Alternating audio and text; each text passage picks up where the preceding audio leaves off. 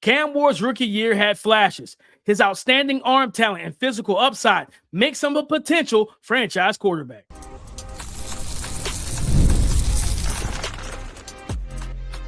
You are Locked On NFL Draft, your daily podcast covering the NFL Draft. Part of the Locked On Podcast Network, your team every day. Welcome back to the Locked On NFL Draft Podcast. I'm Damian Parson. That's Keith Sanchez. And on today's episode, it's the rookie report. Cam Ward is going under the microscope from a scouting standpoint. We're going to explain the grade, tell you the concerns coming off his rookie season, and we're going to kick the show off with the pros, the things he was able to do well. The number one overall pick last year, Keith, Cam Ward to the Tennessee Titans. Last year, stats-wise, he completed 59.8% of his passes for 3,169 passing yards and 17 total touchdowns, 15 through the air, 2 on the ground. Keith, when you look at Cam Ward, you went back, watched the film. What were some of the things that he did well for the Tennessee Titans offense? Yeah, I think the splash plays, right? They translated. When you watch Cam Ward and you watch the film, those plays that you seen at University of Miami, right, where he was kind of holding on to the football, scrambling, kind of converted into backyard football a little bit, right? And then convert into a positive play. He was able to do those things well, right? I believe his first touchdown of his career was kind of on one of those plays. And it was a beautiful throw. So I thought that converted, and then I thought that the arm talent converted. I thought that the ball jumped off the film. Jumped off the film, in my opinion. You've seen the velocity, you've seen the different arm angles he was able to throw with. So the overall arm talent was another thing. And I think you combine that with the playmaking / mobility. There's a foundation to build upon. When I watched Cam Ward and I compared him to this young man when he was coming out, right? I consistently said there's a lot of Caleb Williams in Cam Ward's game, right? Like they're very similar. That Patrick Mahomes is probably, onk status now, right? You know what I'm saying? He reached onk status, and then Caleb Williams is up and coming, and then like the little brother of that will be Cam Ward. And so I think in that process, DP, you pull out and you say, okay, in a bind, he can be creative, right? Like he can create some plays. And then also there is real ability with the velocity to put the ball in some tight windows. 100%. That was one of the things I wrote down was how the arm talent absolutely translated, right? You saw the ability to push the ball down the field. He can throw at velocity.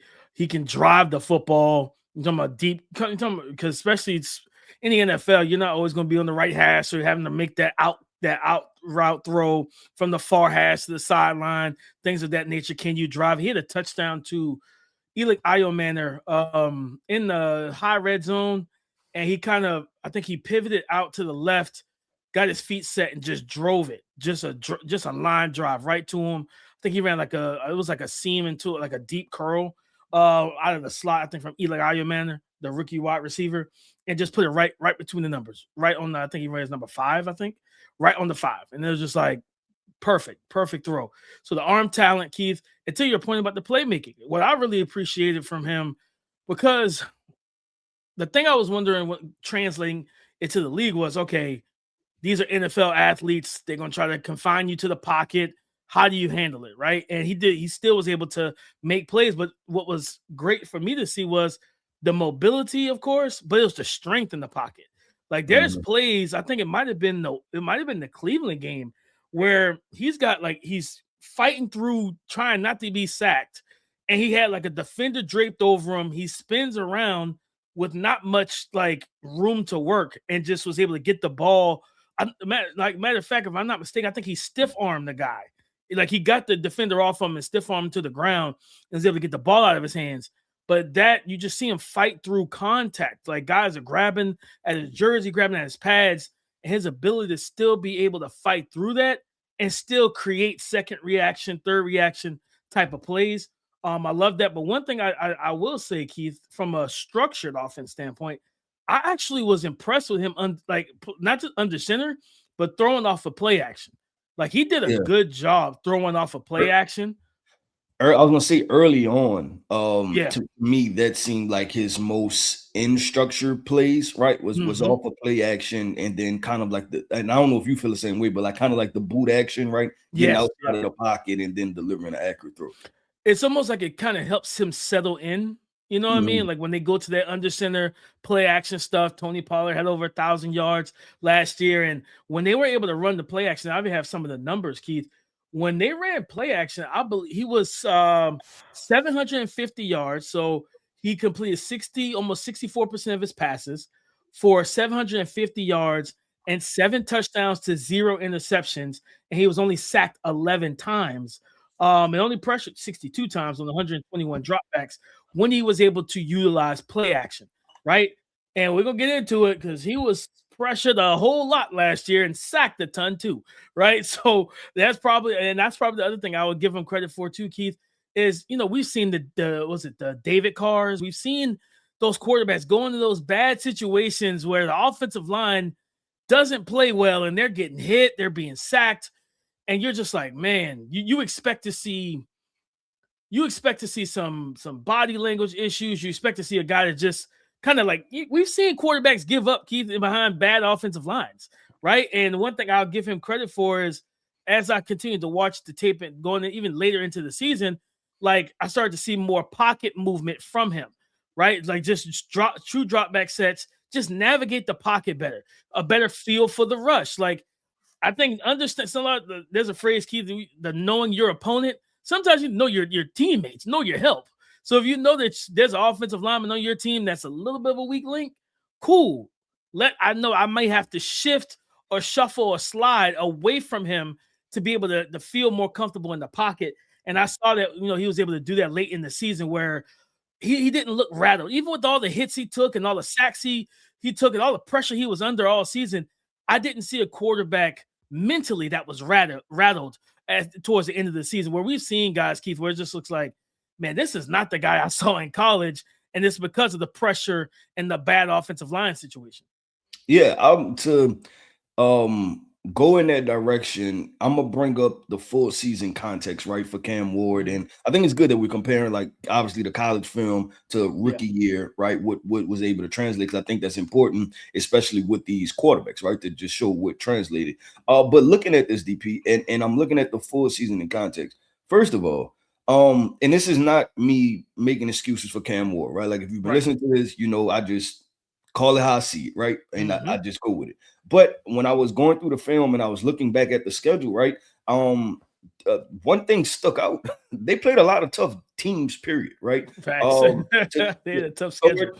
To start the season, you had Denver, the Rams, Indianapolis, and Houston. That's 4 of the best teams in the NFL, right? Like without a doubt. And then defenses too. Good defenses too. Yeah, yep. And then they had another stretch where it was Indianapolis again, the Chargers, Houston, Seattle, Jacksonville, right? And so I'm looking at it, and then another one, right? You had the San Francisco, Kansas City, and then you finish with Jacksonville again. That's not all the games, but I picked out outside of the Arizona, Vegas, and the New Orleans Saints, right? They played a pretty solid schedule, right? Like that was an elevated schedule as far as competition. So that was the season outline. And then now I look at his play DP from a statistical standpoint of numbers.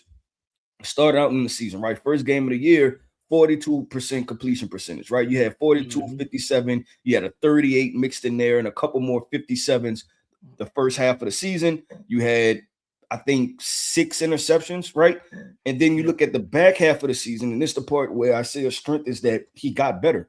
2, 4, 6. You had 8 touchdowns, 0 interceptions over the past 4 games. Over the last 4 games. I'm sorry, the last 4 games of the season. 1, 2, 3. Yeah, you had 8 touchdowns. And 0 interceptions. So to me, that shows a strong finish, right? Like that you know what? There's certain things he went through the fire, right? Kind of baptism by fire thing. And now certain things are starting to click for him.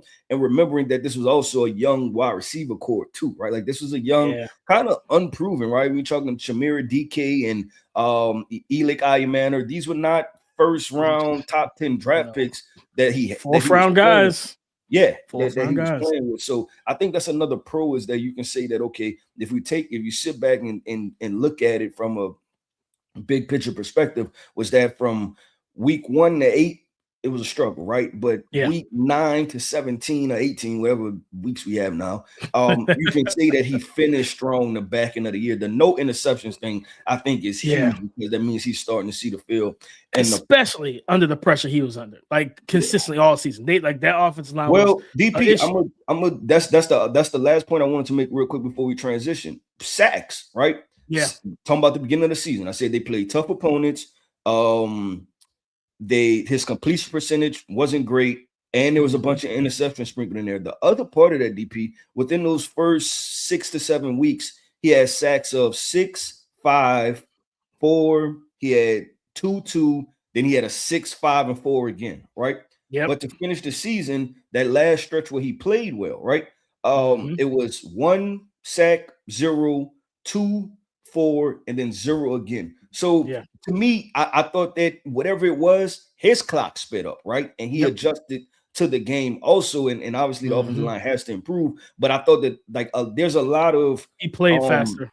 Yeah, there's a lot of correlating things when you talk about the completion percentage, the interceptions versus the touchdowns and the sacks, right? Like all of them, they got better the back end of the season. But DP, let's do this, man. You know, we always show both sides of the coin, right? We talked about the pros, right? The things that you should be optimistic about with Cam Ward. Let's talk about the concerns, right? What things out there are concerning for Cam Ward that he needs to take this next step going into his sophomore year. We'll discuss that coming up next. Support for today's episode comes from Square, the system that helps fix one of the biggest headaches in running a business. Starting a business is exciting, but actually running it, that's where things can get complicated fast. Payments, inventory, staff, scheduling, online orders. It's a lot to manage. That's why Square brings everything together in one connected system. Square helps you take payments, track sales, manage inventory, and keep your business running smoothly without juggling a bunch of disconnected tools. There's a local juice bar I love that uses Square, and it makes everything simple, from fast payments to loyalty rewards. So if you're starting a business or running one that deserves better tools, Square helps you sell, manage, and grow without slowing down. Right now, you can get up to $200 off hardware at square.com/go/LockedOnNFL. That's SQUARE.com/GO/LockedOnNFL. Run your business smarter with Square. Get started today. We can stream anything, order food in minutes, do everything from our phones. And somehow buying tickets to live events still feels way harder than it should be. Long lines, confusing checkouts, prices jumping at the last second. It shouldn't be that complicated. That's why there is Game Time. It gives fans the advantage and makes getting tickets fast and simple. You can see the full price upfront on their website. No surprise fees at checkout. The seat views are huge. You can check your exact view before you purchase or buy your ticket. It is easy as that, and that's a big game changer with Game Time. Take the guesswork out of buying tickets to every type of event with Game Time. Download the Game Time app, create an account, and use the code LOCKEDON for $20 off your first purchase. Terms apply. Again, create an account, use the redeem code LOCKEDON, LOCKEDON, for $20 off. Download the Game Time app today. Breaking down the concerns for rookie quarterback, coming off his rookie season, Cam Ward for the Tennessee Titans. But don't forget to check out the Everyday Club for ad-free episodes and access to our group chat with me, Keith, and other listeners of the show. Tap the link in the show notes. Go to LockedOnNFLDraft.supercast.com to join. Keith, you're talking about the concerns. One of the things that stood out to me when watching him on film was the deep ball accuracy down the field. Like, he's got the arm strength to push it, but it's more so the accuracy and ball placement down the field. Now, we all know that downfield throws are lower percentage throws, right? Like, we get that. That's why you can't live off deep ball alone. Like, you got to be able to win in the short and intermediate. But when you get those opportunities to attack the defense vertical, you get those matchups where, hey, Chimere Dike, I think, is a 4.3 athlete, 4.4 athlete, right? Elic Ayomanor, I think, ran mid 4.4s at the combine. These are guys that have build-up speed, that can take the top off. If you get the one-on-one and these guys get the separation, you got to be able to nail that throw. You got to be able to layer that ball, put it out there accurately to allow your guys to make plays. He had some throws where he overthrow, and I think goes into my other point of him toggling between velocity and touch was a thing that I saw him struggle with a little bit in the NFL, not even a little bit, a decent amount of just knowing when to drive that ball, when to pull some off, right? Like, you know what I'm saying? It's just like a golfer. Hey, you on the fairway, you trying to drive it? Cool. I didn't get my driver. But it's time to putt. I need to put a little soft touch on it, right? I need to see him be able to. I do not golf. I was about to say, I was kind of impressed. I'm like, okay, do we have a little Tiger Woods, Phil Mickelson? No, you do not. Rory McIlroy, right? The only golf I do is mini golf here, Keith. That's all I got for you. It's mini golf. You know what I'm saying? I do not actually get on the actual fairways. I got a lot of people telling me I should, but it's not something I've dove into yet, Keith. But yeah, I want to see him get better just with his downfield accuracy. And even some in the middle of the field, in the intermediate, like, you know, like, but I think kind of might go into what we talked about, like certain parts of the season, he was a little rushed, right? Like, because I remember he had, I think maybe gunner helm up the seam on kind of like a little of a bender route, and he just drove it. And I'm like, no, bro, just give me some touch there. Like, and you see Gunner diving, you know, giving everything, but he couldn't get to the ball. I'm like, if you just put a little bit more touch on this, a little more air, he's going to run underneath this because he's got separation, and now you give him the opportunity to get yacked. That's going to be something I think that unlocks their passing offense, especially with the new addition of Carnell Tate and things like that. When these guys get open, give it to them. Get them the ball. Yeah, no, that's where I was going to land, and I think the short to intermediate parts, right? Yeah. The quick game, I think that's the part that needs to be improved. The specialized scramble and then convert, right? Those things he has in the bag. Now it's about his process consistently getting faster, understanding smaller windows, tighter windows, fitting the football in there, and that's probably some of what we've seen in Miami too, right? Like that, it was a lot of magical special plays, right? Hero plays. Hero plays. But you got to I always say this, right? Hit the layups, right? You got to make your layups when playing quarterback. And I always go back to this one play, right? 3rd and 5, the slant, right? Just hit it, drill it, right? Put it on him, put it in between the numbers, and be able to convert it. I think for him, it's Caleb Williams all over again, right? Like when we were done with Caleb Williams' rookie year, we were saying all the same things, right? Like, wow, these are splash plays. This is pretty impressive, man. Look what he's able to do. But the completion percentage was down, right? And the offense lacked rhythm and consistency, right? So I think for Cam, it's the same thing. He's going to have to learn that, like in offense, right? When we go to play calling, I would say probably about 70% of offensive playbooks are generally the same throughout the NFL, right? Like, and I'm not talking about no West Coast system and all, but what I'm saying is you got slants, you got drive concepts, you got, smash concepts, right? Yeah, like flood, like they're generally similar, right? Like it's the 30% when you get into the McVay, Shanahan trees to where things are different. Cam has to go to master the 70% part. Right, like that's what he needs to focus on. Let that 30% of you creating the magical plays, let that be the one-offs, right? Let that be your kind of ace in the hole, situation. But the 70% of the NFL playbook, you have to master that part of it. And that's just the simple things. And I agree with you, whether it's touch or knowing when to drive the football. But I also thought that playing quicker, like there were times, man, I cannot remember what game. It was a game early on. And he converted it into a spectacular play, but I want to say it was Chimere Dike. Maybe he was running a speed out or something like that towards the side, like a 10, 15 yard kind of speed out. And he was initially open, right? When Cam Ward took his drop, right? When he hit that back foot and the ball is supposed to come out, he was open. But I think he kind of paid attention to the rush or thought that he had more time. And then now he had to escape the pocket, scramble, and then Chimere had to scramble also, and so the completion was not on the initial route, it was on the scramble drill of the route, right? Yeah. So I just think those things he has to clean up. And like I said, I think the optimism is that he got better the back part of the season, but also when guys play like this, right? And Cam has played like this since Washington State, right? Like well before then with incarnate word. Yeah, This has always been the game. I think you're going to have the same question that you had with Caleb. It's like, can I coach this out of him? So I think it's going to be interesting. But DP, that leads us right into a really good part of this conversation, I believe, where one, we're going to drop the grade, right? Grading his rookie year. But I think we should take the college film, compare with the rookie year, compare to what the future outlook is going to look like for Cam Ward with a totally new coaching staff and also some new weapons, right? How does all of that in totality transition and traject forward for Cam Ward? And we'll discuss all of those things coming up next. If you've ever opened your bank account and thought, where did all my money go? You're not alone. Keeping track of subscriptions, spending, and bills can get overwhelming fast.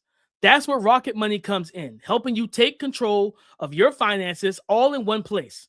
It tracks all your subscriptions in one spot and can help cancel the ones you don't need anymore with just a few taps.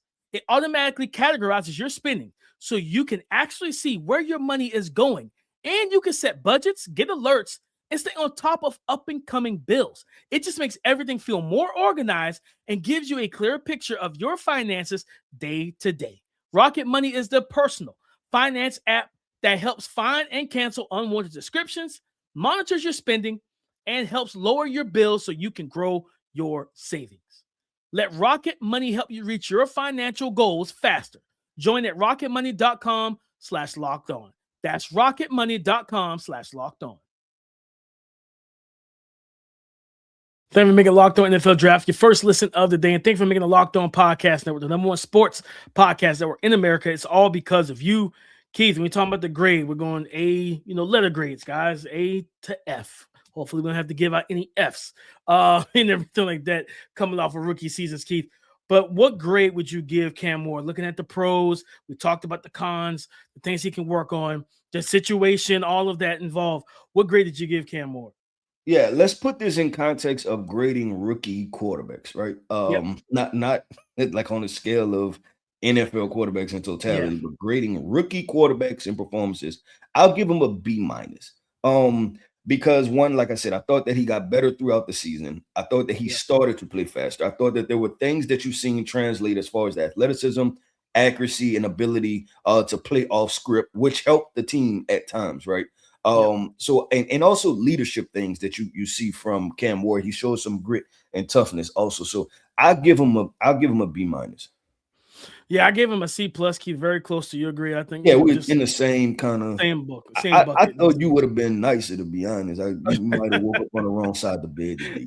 You woke up angry. I'm in we're doing some NFL grading over at BR. So I was like, I've been on kind of a not a stiff grading scale, you know what I mean, but just kind of call it like I see them. Like I like what I saw from him. I think I'll say this, Keith. Watching his tape reminded me of watching Drake May as a rookie, where the situation was terrible. You know what I mean? Like O-line, receivers, like he didn't have a lot of help around him, but you saw the splashes. You're like, I'm not saying that he's going to be year two the Titans be in the Super Bowl and he's going to be Drake May this year, like in the MVP conference. I'm not saying that about Cam Ward, but it's more so, hey, if we build around him the way that the Patriots, they got more running backs, they got O-line help. They went and got a veteran wide receiver in Stephon Diggs, which is crazy because everywhere Stephon Diggs go, he helps out the young quarterbacks. C.J. Stroud, Josh Allen, Drake May. It's just something about Stephon Diggs of being able to help. I don't know if he's teaching the quarterback some things. I don't know what he's doing, but he's helping those guys kind of settle down and slow their the way they play. Stephon Diggs is the quarterback whisperer, man. He probably needs to be paid $100 million to come transform and elevate your rookie or sophomore quarterback because his track record is amazing. His track record is legit. Minnesota with Kirk Cousins, his track record is like literally he is QB proof. He is QB proof all the way, man. So I think again. I don't think he's going to have the same level of success. I think the Titans are still a season or two away just from some additional pieces and maturity from different positions and young players. But I do see that Drake May in them.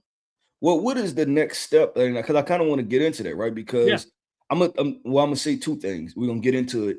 The other guy he reminded me of, DP, and some probably fall off the rim. You're not gonna think that I was ever gonna say this guy. I got Kyler Murray a little bit. With the scrambling and the deep throws, right? Yeah, and I was just like, okay, and it's the same thing with Kyler, right? And that's why we're interested to see. It's very video game like. Yep. It's run around and then launch it 50 yards completion. You're like, okay, wow. Yeah. Like this is it's you all play. We've all played Madden or college football or whatever against a player, somebody who plays like that. Whereas like the structured stuff. Yeah, I'm not really hitting that slant on time, but I'm gonna run around for about 10 seconds. Yep. So exactly. And then they throw that, you know what I'm saying? Like we all played somebody who played with Vic on Madden. You like, this is annoying, man. Come on, bro. Like play the game right. It was like, well, this is how Vic play. Like it is what it is. So no, it's very video game-ish. I want to get into the weapons part of it though, because they've signed Wan'Dale Robinson, right? They brought in Carnell Tate. Yeah. Brian Daboll is now the offensive coordinator. What is the trajectory for that, right? So I guess potentially what they feel as though they elevated the wide receiver core. So what does that look like moving forward for him? Man, Keith, I'm not gonna lie. I feel really good about Cam Ward and the Titans offense under Daboll, especially because I remember Daboll has so much experience with different style quarterbacks. Tua, Jalen Hurts, Josh Allen, Tom Brady, Daniel Jones. Now he gets another physically gifted young man. Yeah, Jackson Dart. You get another physically gifted kid in Cam Ward, a young man there. I think now Daboll, factoring in Daboll, I'm not the head coach. I'm focusing on one thing only, my offense. And I think like we talked about like last segment in the concerns part, the quick game. I think getting him comfortable working the quick game, playing and operating on time is going to be a big thing for Daboll. I think that's why you go and sign a Wan'Dale Robinson. And I'll say this, Keith. I know Carnell Tate was the 4th overall pick. The guy who got the biggest bag, if I'm not mistaken, I know the top 5 picks get paid. I didn't look. I think Wan'Dale got paid. You know what I mean? Like you paid Wan'Dale. I think Wan'Dale was brought in to help him with the quick game stuff because he is that quick option runner, that whip routes, slants, crossers, but he also could take the top off with slot fades and different things like that. So I think the way that they brought back Calvin Ridley, they have Elic Ayomanor. And Ayomanor, like the young receivers had some drops last year. And that's just, they're young receivers in the NFL. The same way the young quarterback and the young offensive tackle, everybody's got to get adjusted to this new level of play. So I think the young, you looking for the maturity, the maturation from the young guys, and then you keep a Calvin Ridley who can help. Like I remember talking to my guy Teron Davenport. He was telling me how Calvin Ridley was basically almost tutoring Elic Ayomanor to prepare him to take that X spot, and right? Just help him along in camp. Yeah, after watching the film, and you mentioned them quite a bit, I think they should be excited about Elic Ayomanor. If there's another step for him to take, you're talking about a fringe, really good wide receiver. Yes. I think they should be excited about him. I want to ask this because this is also a draft question too. Post draft, right? Immediately draft reaction. We head scratched the Carnell Tate selection, right? Like that was a bit high. I'm gonna make a statement and then just see how you feel about it. Yeah. After watching the Titans and their wide receiver core and Cam Ward and what I believe he needs, I may double down on how I feel about it. As far as the reach part of it, because I think Cam actually needs separators. I think he has big physical guys. Elic Ayomanor, Chimere Dike, and then you still adding Kevin Ridley and Wan'Dale Robinson. I don't know. I think I think I probably have even more trepidation is not the word, but just hesitation, right? With the selection. Yeah, but kind of almost pessimism. You're like, I don't know how this is going to mix in. So for me with Tate, I think Tate's you can say what role you see him playing, right? Like after you, I think people think he's going to take the X spot. I think he's going to be the Z receiver. I don't, he's 6'2", 190, 195. Like Calvin Ridley. I think so. I think at this stage is Calvin's career. I think so. I think Calvin's a low maintenance guy to where Calvin just I'm getting paid. If you need me to be that veteran in the room, You know what I mean? Heck, I look at my Detroit Pistons bringing in Tobias Harris. You ask Calvin Ridley to be the vet to these young receivers and help their maturation process. Because if you drafted that guy 4th overall, you're going to need him to be the 4th overall. Well, you have no choice. Yeah, he's going to have to. You have no choice. So, after I seen it, I was like, maybe y'all could have used a 2nd rounder, right? Like somebody would not that much. Just because it's the wide receiver core, when you add in a healthy Calvin Ridley and a Wan'Dale Robinson, trade it down and get like you said, that was a 4-year, $70 million contract. I think 30+ million guaranteed. Yeah. And on top of that, DP, he's clearly coming here with a role because he was with Brian Daboll last year. With Brian Daboll, yeah. So Daboll went and got him intentionally, right? There's a reason why he went and got him, and he has a specific role for him. So I doubt that, I don't know who's going to be the true one out of this situation. Yeah. I don't think any of these receivers dominate the targets. I think that in the perfect world, or the best world for the Titans offense, is that Cam is so locked in and taking that step forward to where he's now embracing that point guard role of getting everybody involved and not just looking and staring at one man and one receiver. And I know, yes, 4th overall pick. I know I hear the chat. I hear people talking about it's got to be. It does not have to be Carnell Tate. Like, I get it. There's a lot of pressure being the 4th overall pick. I think that you get Elic Ayomanor involved because he was good as a rookie. Like, you know what I mean? He was good as a darn rookie. You saw the flashes of brilliance and not just being a big body receiver, but being able to run some routes and separate. You know what I mean? Yep. And then when he needed to use his frame and his strength, he can do that as well. And then again, Wan'Dale coming in, being that chain mover, being that quick concept option for him. Like, hey, get the ball out. It's 1, 2, 3. Look at, is Wan'Dale open? If not, then you come off of that, get the gunner helm in the middle of the field or whoever's at tight end. I think that's going to be a big thing of him, is just being able to quickly go through his reads and okay, this guy open, process that situation. Is he open? Because I was watching the game against the Saints, and they had, it might have been either Elic or Chimere, I think, ran like a kind of like a post curl or whatever, and against zone. And he went from left to middle to right. And I felt like he looked at him, but by the time he got there, the rush had already collapsed the pocket. So then he spun out because he was pressured and he tried to create something with his legs. And I think he ended up throwing the ball away. It was a very wacky play because he took a wild hit on the play. I'm like, I almost call him Caleb. Cam, throw the ball out, get the ball out of your hands. So it's like definitely the processing and getting it out quickly and going through his reads. That's going to be a big part of it. But I'm excited for what Daboll's being able to do now, because as an OC, Daboll's always been good as an OC. Now you're putting him back in his natural role in a situation that's kind of low spotlight. This isn't New York. You know what I'm saying? And to be honest with you, and this may be a very unpopular statement I'm about to make, but I would be much more excited to coach Cam Ward than Jackson Dart at this point. Much higher upside. Higher upside.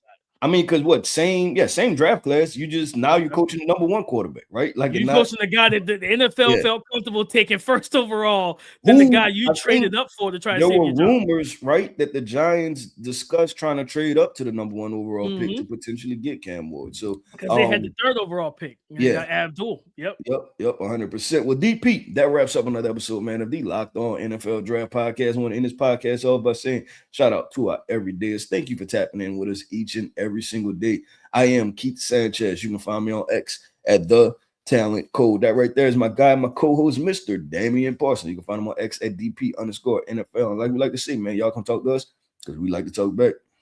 Go subscribe and follow for free on YouTube, wherever you listen to podcasts, to get the latest episode as soon as it is available. As Keith mentioned him, Jackson Dart. Well, he's coming up to bat on tomorrow's show, so we're going to break down Jackson Dart, and then we're going to close out the week with Shedeur Sanders. We're talking some of the top quarterbacks, those big-name guys from the 2025 NFL Rookie Draft that we want to get into their tape and tell you what we saw from them. So come and join the conversation again tomorrow on the Locked On Podcast Network, your team every day.